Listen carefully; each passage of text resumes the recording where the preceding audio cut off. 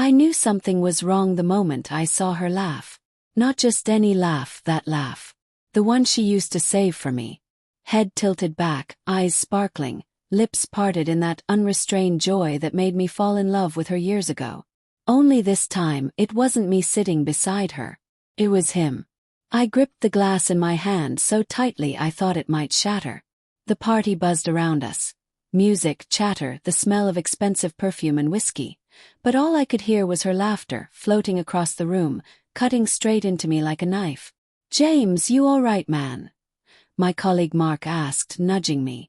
"Yeah," I forced out, my voice flat. "Just needed some air."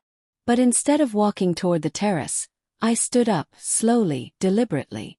My chair scraped the hardwood floor, loud enough to catch her attention. And just like that, her laughter died.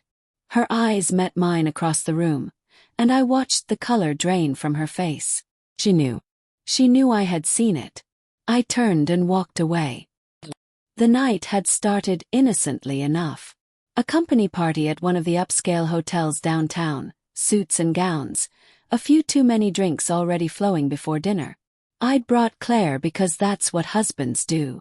She'd been distant lately, distracted, her phone lighting up at odd hours. I told myself it was work stress, or maybe I was just imagining things. But deep down I had already started to suspect. I left the banquet hall, my footsteps echoing in the marble corridor. My pulse thundered in my ears. I didn't know where I was going, just that I needed to put walls between us before the anger inside me erupted in front of everyone. Behind me, I heard hurried footsteps. "James, wait." Claire's voice, sharp and panicked. I kept walking until I found an empty lounge off the corridor, dimly lit, with couches and low tables.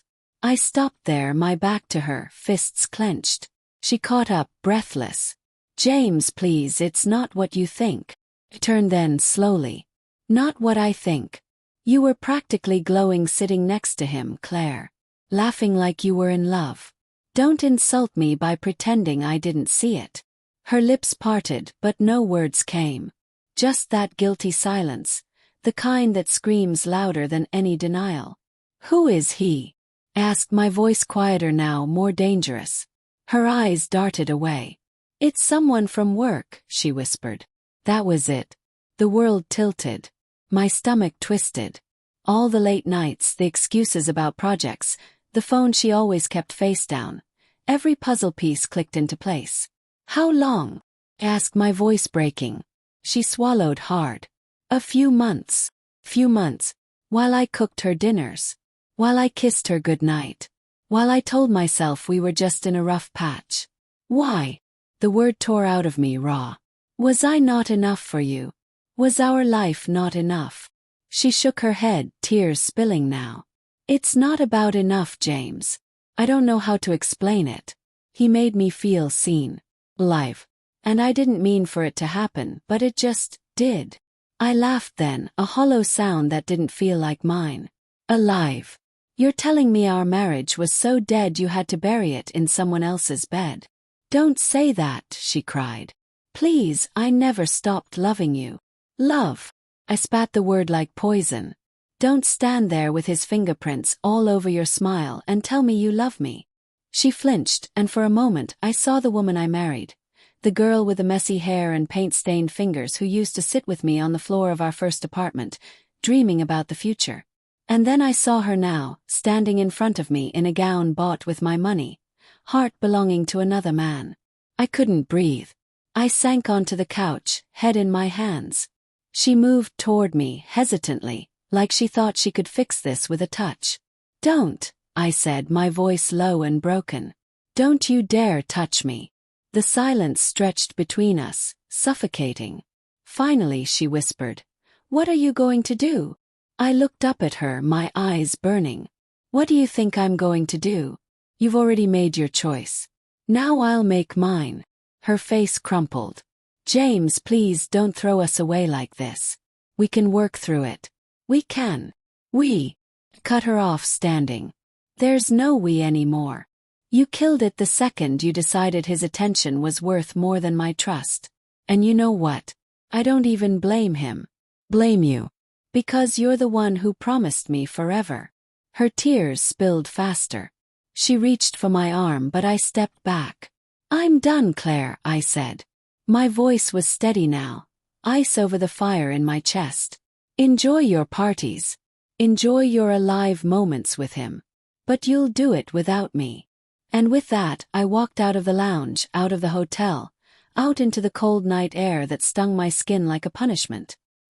The divorce wasn't instant. Nothing that messy ever is. There were weeks of arguments, apologies, bargaining. She begged me to go to counseling. She wrote me long letters about how she'd lost herself and found something reckless in him that she confused for freedom. She swore she'd cut him off. But every time I looked at her, all I could see was that laugh. The way she glowed for him in a room full of people, while I sat invisible beside her. And I realized something painful. I couldn't unsee it. I couldn't unknow it. Trust, once broken, isn't rebuilt with words. It's shattered glass. You can glue it back together, but the cracks will always be there, sharp enough to cut you again. So I filed for divorce. The day I handed her the papers, she collapsed into a chair, her shoulders shaking. James, please. Don't do this. Don't let this be the end. It already ended months ago, I said quietly. You just didn't tell me. The months that followed were hell. Nights alone in a house too quiet, staring at the empty side of the bed. Friends asking questions I didn't want to answer. My mother calling, telling me to be strong. But slowly, I began to breathe again. I started running in the mornings, pounding the pavement until the ache in my chest matched the ache in my legs. I spent weekends with my brother's kids, reminding myself what laughter was supposed to sound like. And one evening, sitting on the porch with a beer in hand, I realized I felt lighter. Not healed, not yet, but free. I had walked away from the woman I thought would be my forever. And though the pain still lingered, there was also a strange kind of peace in knowing I hadn't let her betrayal define me. The last time I saw her was months later, at a grocery store of all places. She looked thinner, tired, older somehow. Her cart was half full, her shoulders slumped. Our eyes met, and for a moment everything we'd been, every laugh, every kiss, every dream, flashed between us. James, she whispered, almost inaudible. I nodded once, polite, distant. Claire. And then I walked past her, not out of anger, but out of choice. Because sometimes the bravest thing you can do isn't fighting to hold on. It's knowing when to let go. Her laughter had died that night at the party. But so had my illusions. And in its place, I found something stronger than the love I lost. I found myself again.